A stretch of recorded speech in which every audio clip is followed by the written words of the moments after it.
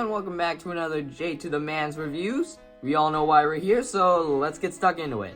So I recently just got back from watching Shazam, Fury of the Gods.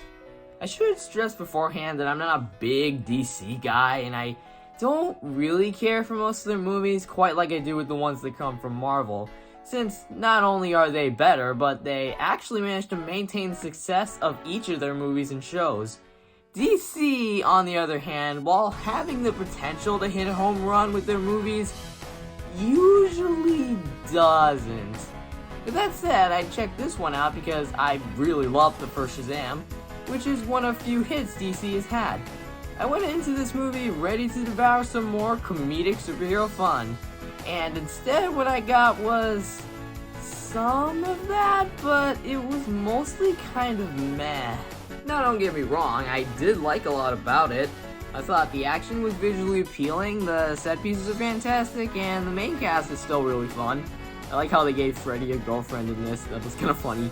But overall, this is a movie that felt really underwhelming and kind of half-baked. My biggest issue with this movie has to be the story. What made the first movie great was how unique the premise was. It's just a charming teen life story with some superhero stuff thrown in, but there was just something about it that felt unique and made the movie itself stand out from the rest of DC's lineup. And on top of its cheesiness is a strong emotional core and a message that I'm pretty sure many can relate to. In this movie, there doesn't seem to be much of that. Most of the charm that came from the first movie is kind of non-existent in this one. All it is now is just your typical superhero movie. Not much about it feels unique or special anymore. There is a nugget of a good arc they tried to give Billy. I like the idea of him feeling insecure of his legacy as a superhero, while also being afraid of losing his family.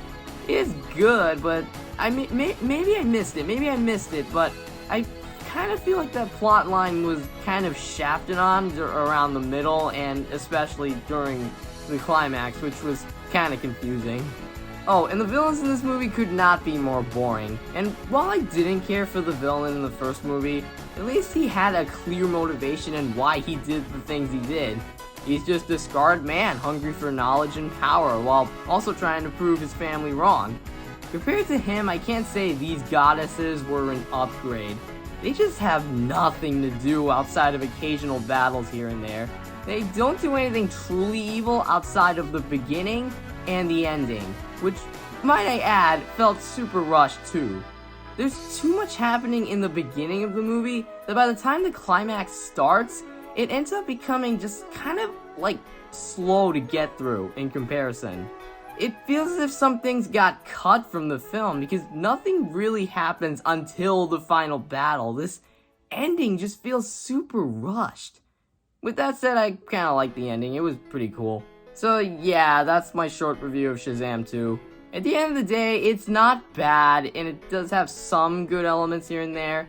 It is watchable at the very least. The action's still pretty solid, the characters are still charming, and some of the jokes are decent, like I said earlier. But for the most part, this is basically what you'd expect in an average mediocre sequel. If you're a die-hard fan of the first Shazam movie, you'll at least get something out of this, but it honestly doesn't hold up on its own. Again, it's not terrible, but I don't think I'm gonna check it out again. My score probably is gonna change. So, 6 out of 10. Needs improvement. Ah well. Taste the rainbow, motherfucker!